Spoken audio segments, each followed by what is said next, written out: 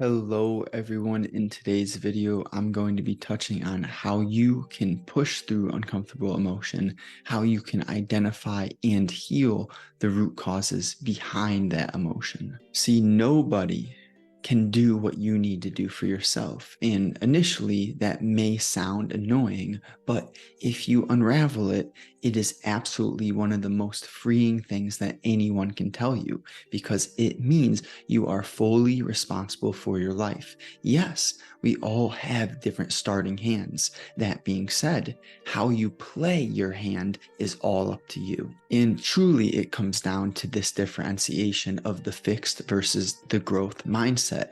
Are you going to settle for a life of quiet despair, or are you going to do what you feel needs to be done for you to get where you're meant to be? Cutting through deception. How do we do this? Well, it is founded upon the power of questions in the frame in which the question is asked. For example, why do I feel how I feel? And how can I begin to feel better? See, the first part, why do I feel how I feel? That is not too good. But when you pair it with, and how can I begin to feel better? You're wrapping that bow on the question. If you only leave the first part, it leaves the door open for this lower quality fixed mindset to say, oh, well, this person made me feel this way.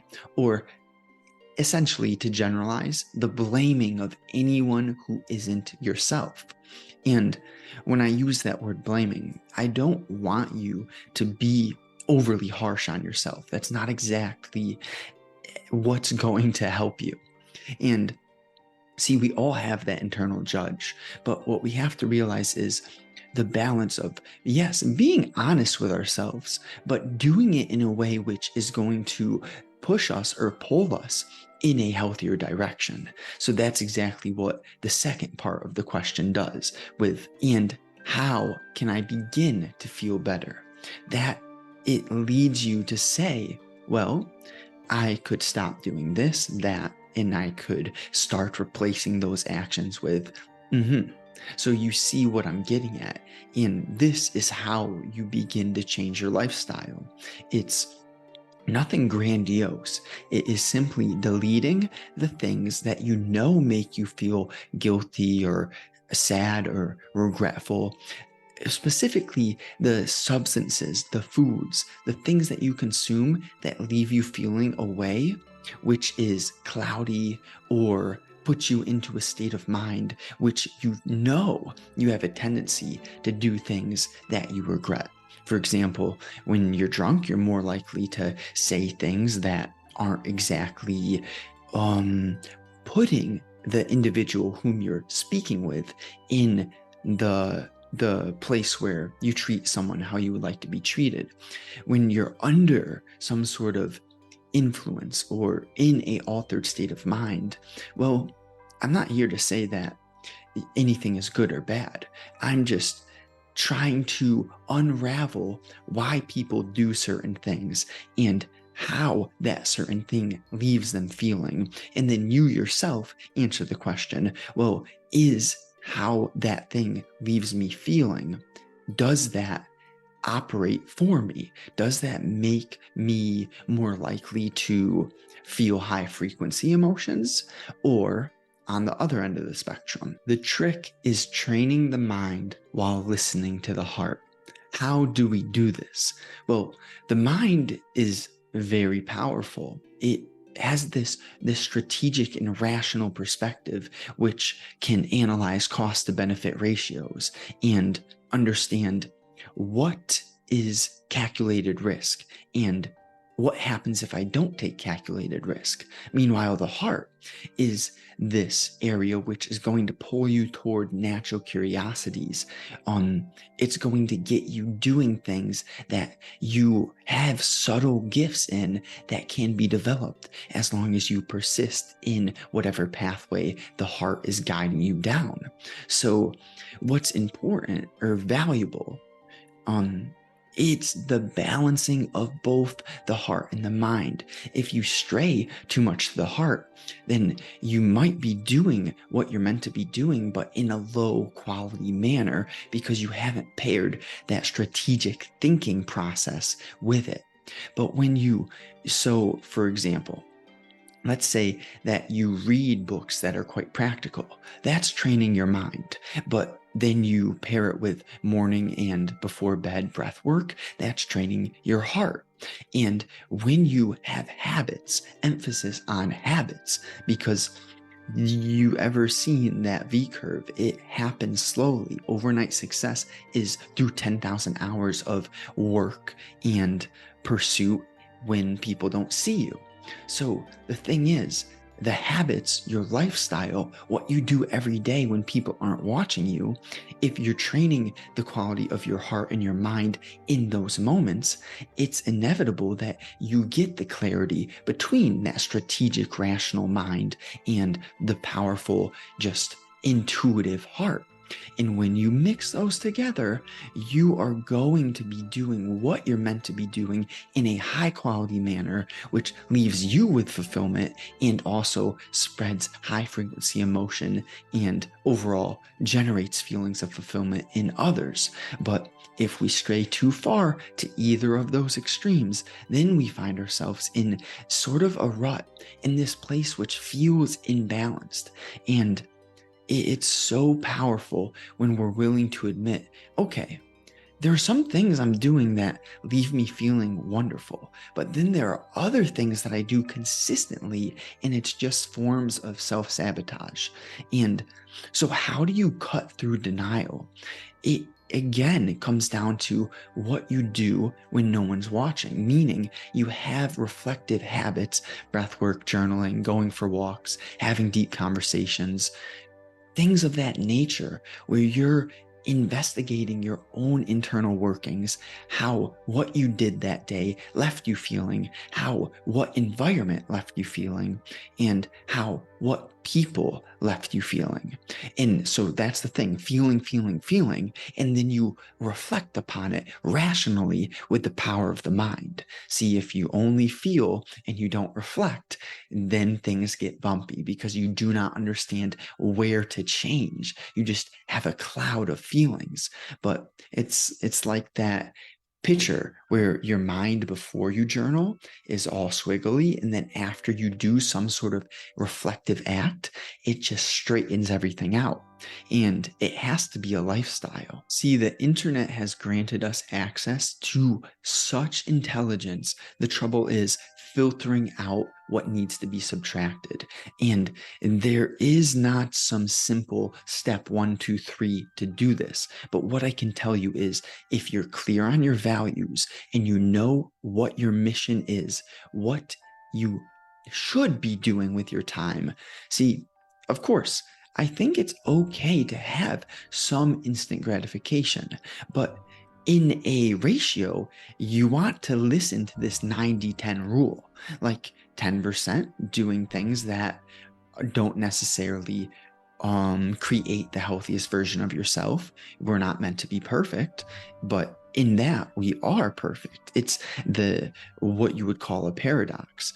And in the 90, that's when you do the things which are, you listen to the educational podcasts, which absolutely grab your attention.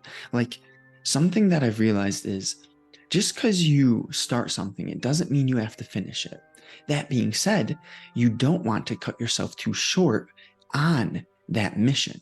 So it's this balance of, well, don't give up on yourself, but there's a difference between quitting on something and pivoting. And that is a nuance that I would say generally you want to persist and not quit, not pivot until you completely get some non-coincidental sign that it's time to pivot. So for example, you're going down an avenue, you've been on this pathway for, I don't know, 3, 4, 5,000 hours, but then you have started something on the side because you've realized, well, this pathway doesn't have to be the only thing that I do. But then that side pathway begins to get momentum. And it's like, well, this opportunity has heated up to the point where I don't have enough time to balance the two anymore. Well, then that's the pivoting sign.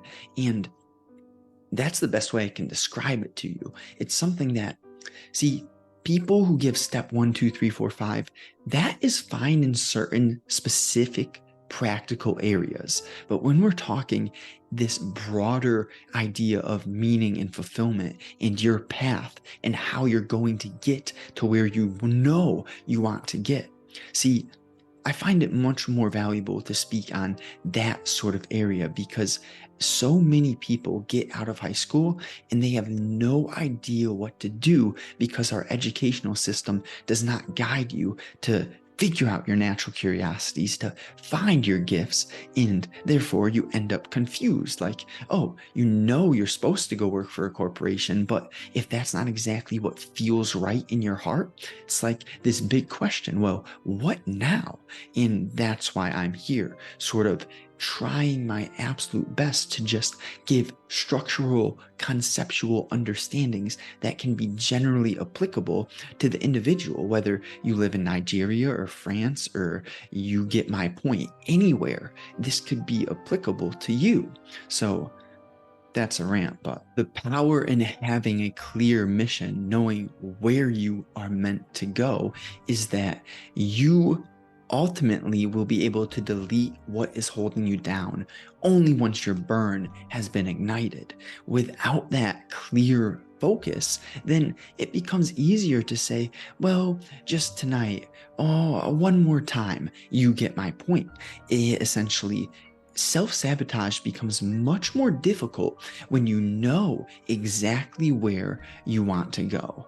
And, well, if you need some sort of initiation for creating your vision, I think what's so powerful is just shifting pain into inspiration, meaning whatever it is in your specific circumstance, the environment, the cards you were dealt, the lack of parenting, whatever it may be, you can turn what seems to be your biggest curse into the strongest fuel that anyone could give you, because it's so personalized to you. That means it's ingrained in your heart, ingrained in your being. And then if you anchor your everyday actions, your self-development and improvement to that burn or that pain point, then it's inevitable that you grow, and inevitably, wow, nice vocabulary, you will succeed. See, but if you have an artificial purpose, and it's okay to start this way. For example, it was Cars, Ladies, Money for me. And that was before I turned my specific circumstantial pain into my purpose. And so if you start artificially, that's okay as long as you end up pivoting. Again, that word pivoting. See, when you're at a certain level of development, there's going to be angles which you perceive at, and therefore you miss other things. For example, Cars, Ladies, Money, that was my underdeveloped mind perceiving what I wanted, and the fuel for me to get those things was just those things itself, nothing deeper. And, well, maybe it was like, I'll prove you wrong, look at me, sort of thing. But again, that's not nearly as strong of a reason than it's not nearly as strong of a reason as when you are just digging deep. You know, wow, this thing, it breaks my heart that this occurred in my life, but I'm not going to let it destroy me. I'm actually going to make sure I heal through this so that I do not push that pain into future generations. Because that's sort of what happens. If you yourself do not heal your specific circumstantial pain, then you end up pushing it down the tube, whether if you're a parent, or just through how you act, how you carry yourself in everyday environments. People, when they are observant, they can realize whether you've healed or whether you haven't. And see, emphasis on the word observant, because we want to come from a neutral, accepting perspective, even for the broken people out there who treat others poorly and all of that.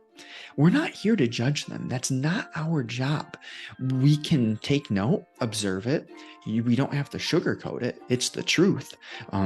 But that doesn't give us some sort of pass to feel better than others. No, it's sort of, instead of judging, we come from the empathy side, where it's like, I see they haven't healed themselves yet. Well, maybe they will heal themselves. And then you move on. You refocus on what you know you have to do to continue feeling high frequency. Because, well, what's in your locus of control? You don't control what other people do. You control what you do, which creates feedback loops in your thoughts, your actions, and your outcomes. And it's almost that simple. So, emphasis on attention. Where you place your attention, it's going to make or break your life. Balance. See, life happens in phases, and sometimes you need a terribly painful phase to totally accept, wow, holy shit, I can't do this anymore. I need to adjust before I go tumbling off the cliff. So, first of all, balance is not something you can just split down the middle. Like nature has seasons, and winter can be terribly cold and summer can be terribly humid. Yeah. You get my point. So where do we go from understanding balance, and how do we implement balance into our life? Well, earlier I touched on habits, reflective habits, and there's this mixture of action and reflection. See, it's okay in a certain season to be educating yourself tremendously and not so much taking action because you just aren't sure. But that being said, it's better to throw some darts at the wall than to not act at all. So in my personal experience, I binged podcast while working a maintenance job for a couple years, like community college time. And I loved podcasts. They helped me so much. And I was taking action trading the markets. So that was one form of action. But then soon enough, I had this feeling, well, shouldn't I share what I've done to improve the quality of my mind, my health, and my life? But I didn't know. I held myself back in a way where I still had so many low frequency numbing and distraction habits that I had this feeling in my heart, start the podcast, just do it now and just start and learn as you go. But then my other habits, sometimes you have two parts of you. What I would label one part is that gentle flute, the heart. But then the other side is the rational mind, the ego, especially the underdeveloped ego, which is brilliant at creating excuses, at consuming things that numb and distract it from the gentle voice of the heart. So if you at all resonate with that, what I would have told myself earlier is clean up, Justin, because I was pretty grown up. I was kind of awake, but I wasn't cleaned up. My habits were not nearly as smooth as they could have been. My life structure, my day-to-day setting of the tone, all of these things, I didn't have my T's crossed and my I's dotted. But inevitably, I got to a point where it's like, oh, this habit is not helping me anymore. Like, I used to think this was okay, I earned it at the end of the day. And then I just began to realize, wait, this is affecting my sleep. This is rolling over into my next morning. And then the quality of my next morning was affecting the quality of my work. So you see how one thing can affect to another. It's like the snowball effect can work for you, but it can also work against you. Things are always spiraling, either upwards or downwards. The only constant is change. You can only step in the same river once. See, the water is always moving. Everything is changing. So we have to realize, wait, What got us to this point, what we used to think was acceptable, it might have been acceptable at that current phase of life. But if you at all get a feeling that you should start something, that you have this pull from your heart to build, to create, to do something, but then your mind is holding you back, that right there is just a brilliant sign that you need to take a close look at your habits and figure out what can be subtracted. Question from Jordan Peterson: what am I doing consistently that I know I shouldn't be doing? See, the mind will rationalize. You'll have an answer immediately, and then you'll say, well, I think that thing's okay. No, the thing that came to your head immediately, whatever it may be, it came to your head for a reason. And now your mind will try to rationalize and justify and create excuses for why continuing that thing is okay. But in reality, you have a scale right here. If you delete that thing, I can just nearly guarantee you that your self-development, that your future, your relationships, your physical health, all areas of your life are going to accelerate 10 times quicker than if you continue to do that thing which came to your head. So again, nobody can do this for you. I'm kind of guiding you, but I can't do it for you. You have to make the decision. And hey, if you're interested in having this guidance in a more personal way, I have an offer. And essentially we either do 3 months, but I'm willing to start with 1 month. Point is, shoot me a DM on Twitter, link in description, and we'll specifically cover stress regulation. But that being said, there are so many pillars and sub-pillars that branch off of stress regulation. So that's the umbrella, is reducing anxiety, creating a peaceful mind.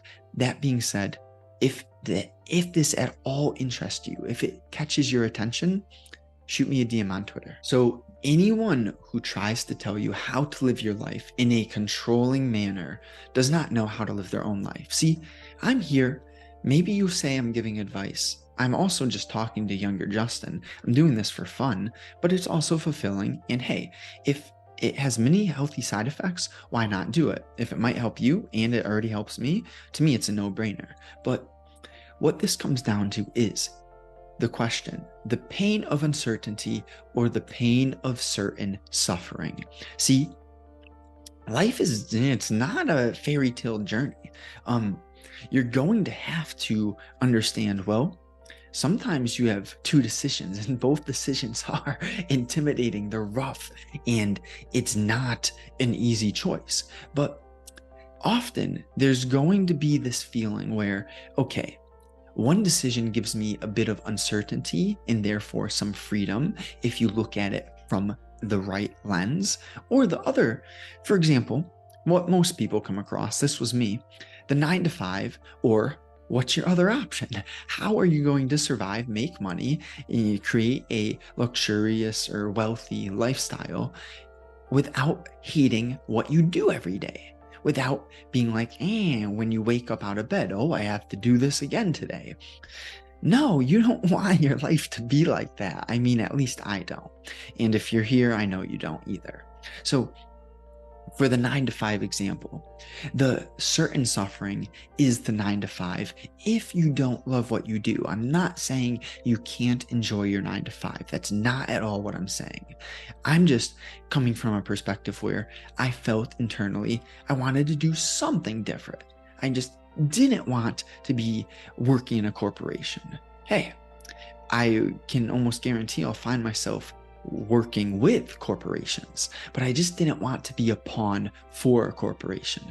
I wanted to become higher value, do things that I enjoy, be creative, follow natural curiosities, all of this stuff, which I feel is quite normal to value those things which I've just listed. And well, there's the uncertainty of that path. How am I going to do it? Well, what it begins with is you don't have to know.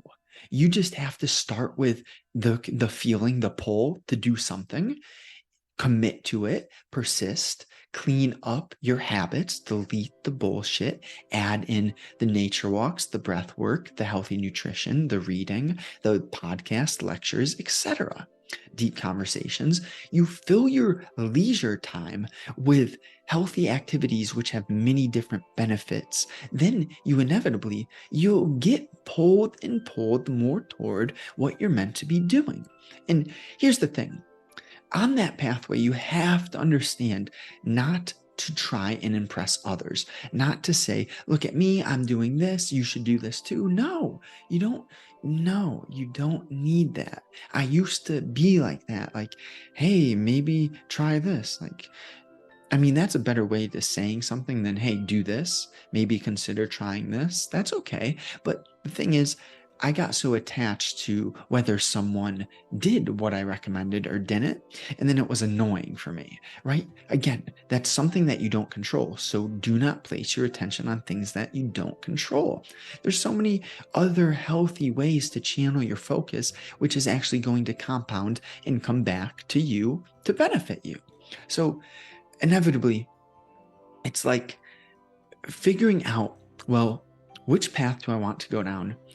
What do I feel naturally pulled to in this current phase of life?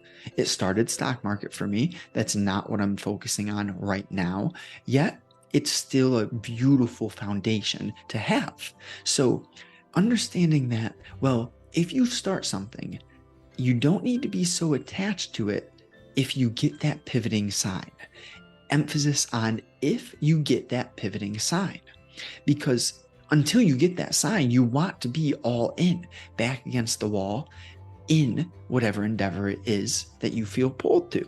But if that pivoting sign occurs, you're quite foolish not to listen to what you may call a coincidence, but I would call, no, it's something deeper. That's why it's a sign. So you can't make this stuff up. Honestly, there are going to be coincidences and signals that if you are aware and observant enough, you will notice they're there. See, there are continuously signs that occur, but the average Joe, whom is distracted, numbed, unclear due to their habitual lifestyle, they don't notice the signs that they're getting. How, I keep hitting this mic. How do you invest your time alone? Answer that, please, paragraph. Well, not please. Answer it if you would like to accelerate your self-development. And if you don't have alone time, what is causing you not to be capable of enjoying your own presence? Again, if you want to, speed up your process, answer that. And see, what it comes down to is, to get the most out of your experience, you need to create space for you to hear the voice of the mind and the heart. If you're always with people, you won't hear it. And if you're always distracted, numbed, doing bullshit habits, you won't hear it. Once you create space, then you'll notice the signs. And if I could tell you anything, it's learning how to combine strategic thought with intuitive feel. You hit that balance, you're gonna be well off. I appreciate you. Thank you so much for listening. Drop me a like if you support the content, if this helps you, if it's valuable. Just get that algorithm going with the like. Share it with a friend if you feel they would benefit from it. Tell them what you enjoyed, why you stayed to the end, what they're going to get from it. Much love. Have a wonderful day.